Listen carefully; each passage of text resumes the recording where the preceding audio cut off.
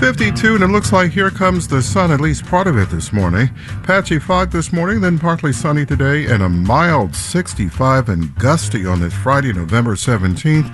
And then tomorrow, clouds and some clearing, temperatures falling to the upper 40s and breezy. We're going to feel it, especially overnight, upper 30s and gusty overnight. Saturday into Sunday, and Sunday sunny and 51 and breezy. Again, 52 with some sunshine at 6:51.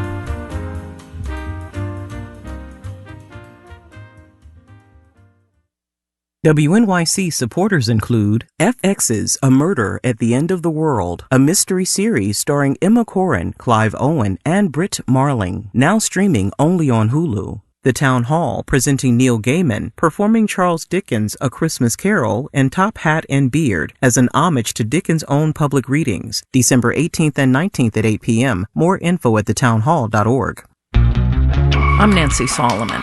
The highway tunnel project known as the Big Dig was completed more than a decade ago in Boston. But it remains a cautionary tale about corruption and waste for the rest of the nation. On the next Notes from America with Kai Wright, a new audio investigation takes us deeper into the notorious project, and we find out if lessons were learned. Sunday evening at 6 on WNYC.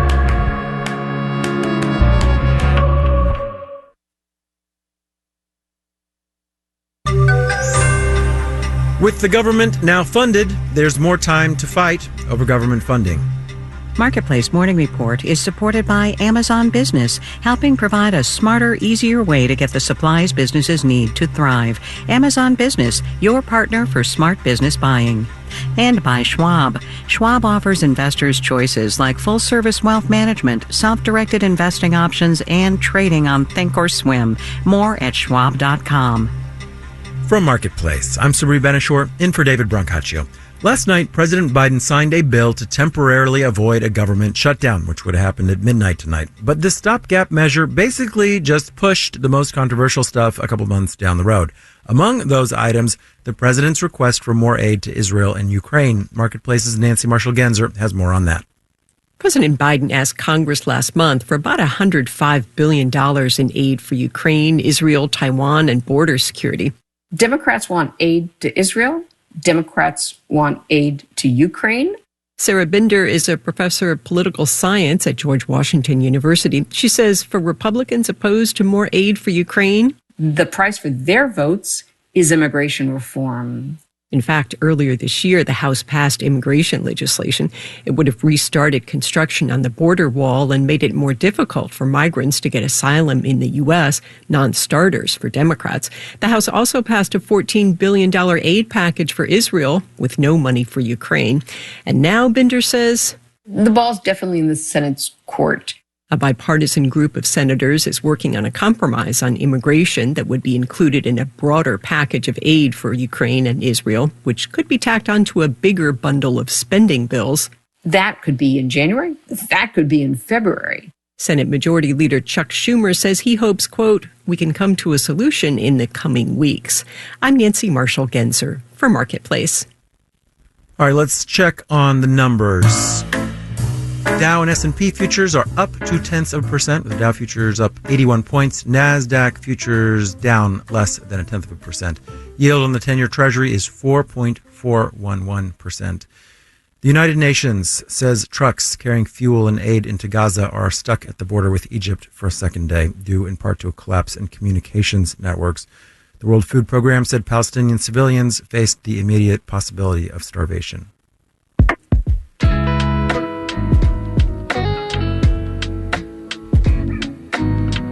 Marketplace Morning Report is supported by Affinity, provider of the CRM for the private capital relationship economy.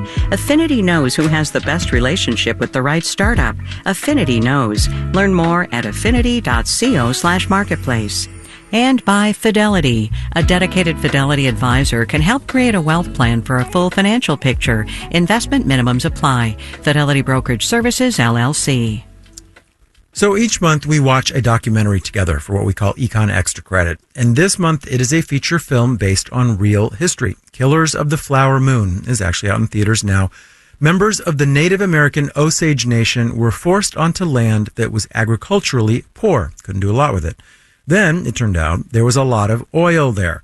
The film tells the story from the 1920s of a reign of terror faced by the Osage people as white Americans tried to extract that oil wealth through exploitation, graft, and murder.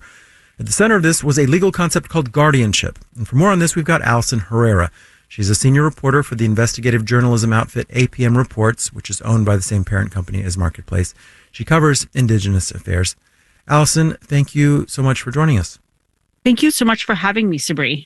So there is this legal concept of guardianship. People might be familiar with this from the story of Britney Spears after she fought to have her guardian removed a couple years ago.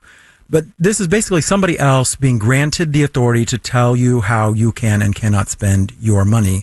It has a long legal history, which we see in Killers of the Flower Moon. Can you explain what we see there? Yes, guardianships stem from this racist, paternalistic policy that was put in place by the federal government in the early 20th century that basically deemed Native people incompetent to run their own affairs and manage their own money. You know, the policy was first implemented ultimately to protect Osages from being exploited by non-Indians, but it ended up not being that way. So in 1912, the United States government passed this law that said Osage citizens who were more than half blood were deemed incompetent. You may remember a scene from the film Killers of the Flower Moon where Molly Burkhart has to go into the office and she has to read off her allotment number and say incompetent. And so that's basically the system that people operated under. What kind of legal landscape developed around this? So that's a really good question. And this goes back to Oklahoma statehood. There was an act that was put in place called the Oklahoma Enabling Act. And what this did was it made a lot of provisions and laws for Oklahoma to enter into the Union. And the act laid out that in matters of Indian affairs, that was to be left between the federal government because of the trust responsibility it has for tribal nations. But shortly after statehood in 1907, you had all of these businessmen, these landowners, cattlemen that lobbied really hard to give local courts and judges in eastern Oklahoma control over probates and wills and estates. And that allowed for, judges to appoint their friends and, family as guardians over these Osages. So even in death, the access to wealth was kind of diverted legally. Yes. I mean, I did some reporting about a woman named Lily Morrell Burkhart. She was not related to Molly Burkhart or the Kyle sisters, but this was in 1967. After she passed away, her will went into this lengthy probate in Osage County, and her then divorced husband, Byron Burkhart, was able to claim that he was her common law husband through the courts, and then it was able to get a salary off of her estate. So, I mean, this isn't something that was just in the 1920s. This was even, later in the 60s and 70s. Allison Herrera is a senior reporter covering Indigenous affairs for the investigative journalism outfit APM Reports. Allison, thank you so much. Thank you so much, Sabri, for having me on. Allison Herrera's work can also be heard on the podcast from Bloomberg called In Trust. And you can follow along with Econ Extra Credit by subscribing to our free newsletter at marketplace.org/newsletters. Our executive producer is Kelly Silvera. Our digital producer is Dylan Mietinen. Our engineers are Jessen Dueller and Nick Esposito. And in New York, I'm Sabri Benishore with the Marketplace Morning Report.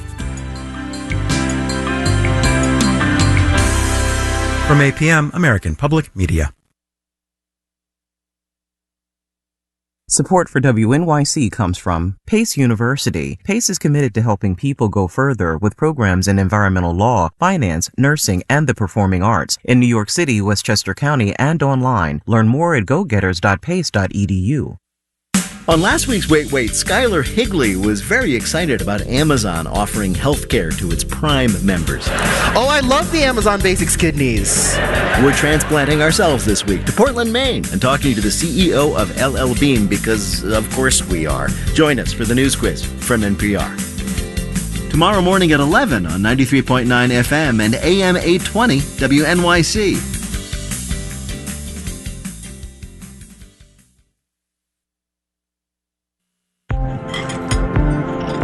This is WNYC FM, HD, and AM New York.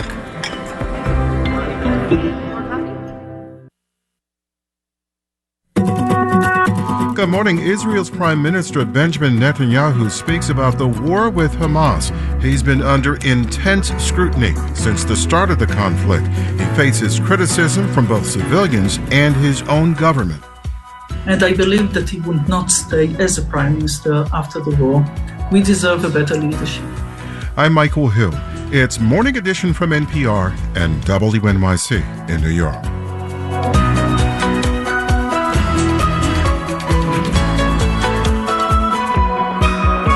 New Jersey's top court rules that police can continue to use a disputed method to decide if someone is driving while high, but with limits. Music mogul Sean Combs faces troubling allegations in a civil lawsuit, and the Latin Grammys took place last night in Seville, Spain. It's Friday, November 17th. The news is next.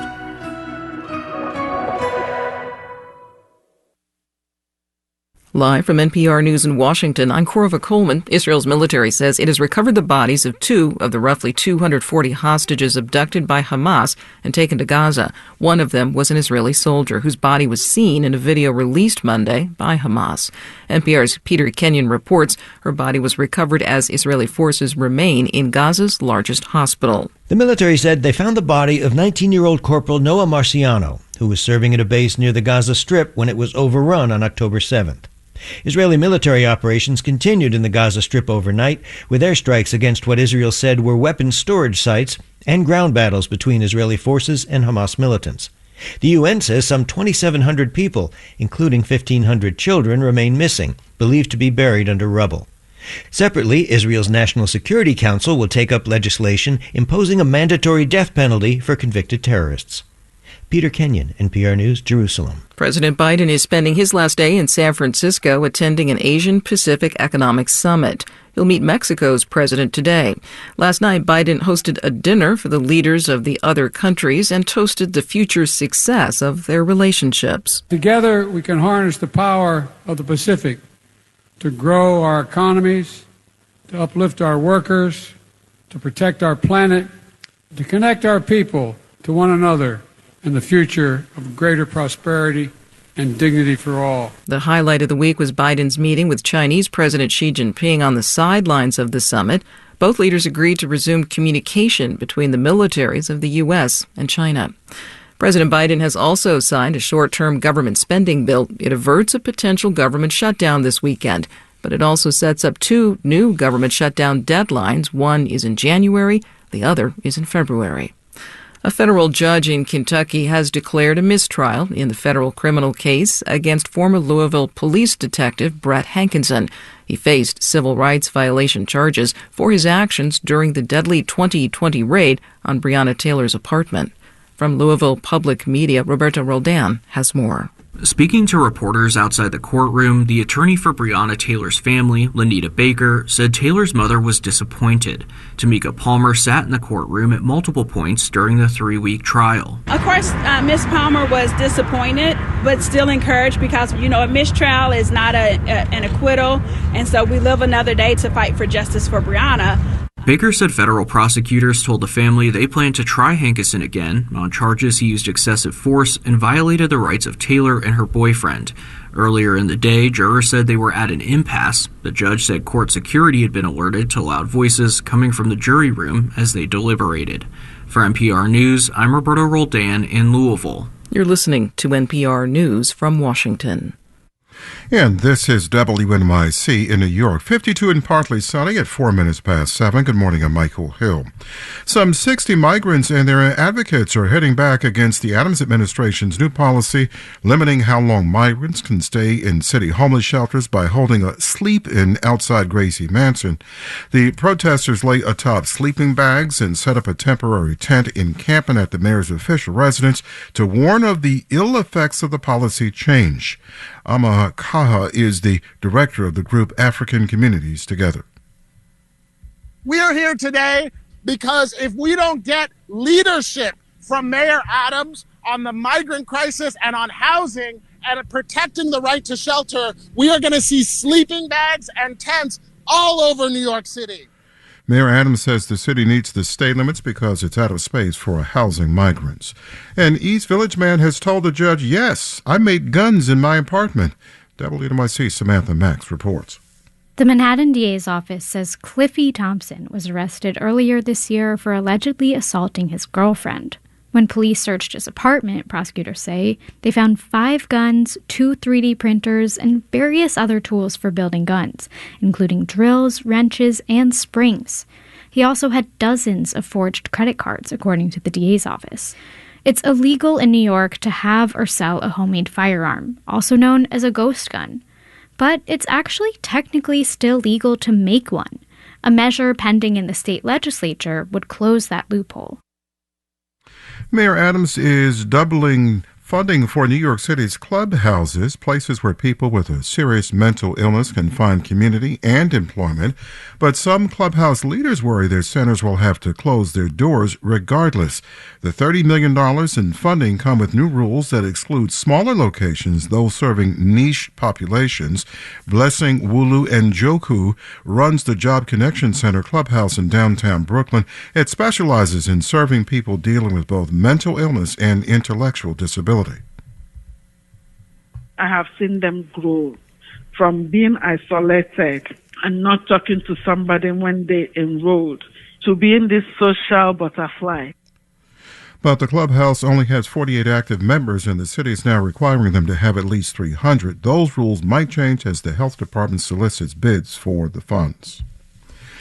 On the roads, a blip of heavy traffic on the inbound Grand Central Parkway in Queens this morning. 52 and partly sunny now. Patchy fog this morning. Partly sunny today and a high of 65 and gusty. It's 7:07. Support for NPR comes from Jarl and Pamela Mohn, focusing on civil liberties, foster youth, public radio, and the arts. On the next All of It, Birks are back.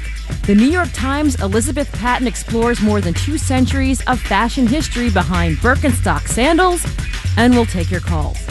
Plus, the Brooklyn Museum is hosting a zine fair ahead of its new exhibit, Copy Machine Manifestos, Artists Who Make Zines. We'll speak to the curator. I'm Allison Stewart. Join me for All of It, weekdays at noon on WNYC. It's Morning Edition from NPR News. I'm E. Martinez. I'm Michelle Martin. And I'm Steve Inskeep. Benjamin Netanyahu joins us next. He is Prime Minister of Israel,